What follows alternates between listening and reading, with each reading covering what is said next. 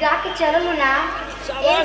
हम तो अकेले में गाय लेला, हम सबके सामने में गाय हमको बहुत लाज लगेला। और जो पिंटू के पापा बैठा रहे ना उसे हमें बहुत लाज लगेला। अरे देखा गई नहीं, जल्दी कुछ गावा नहीं तो हमें लोग बोला उन्हीं से गवावा ना।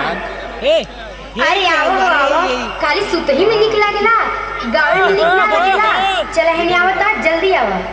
ठीक है भाई, जब हमरे सोना नियर बड़की भौजाई के मना कह दिलस तो हमेगा जो तालिया सा स्वागत करिए। क्या बात है।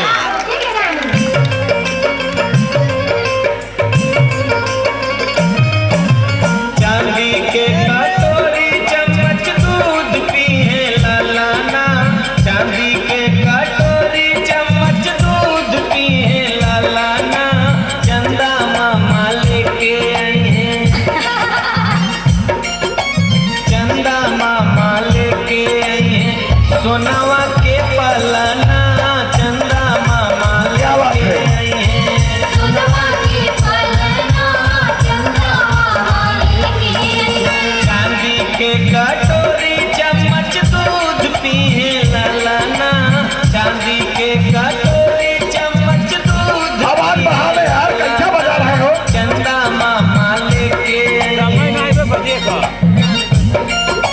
चंदा मामा लेके आई हैं, सोनावा के पलाना, चंदा मामा लेके आई हैं, सोनावा के पलाना, चंदा मामा लेके आई हैं, सोनावा के पलाना, चंदा मामा लेके आई हैं। अरे होली काम बन के मारा तारे हो, हवा अगर इच्छा बात है खुदा लगा ला।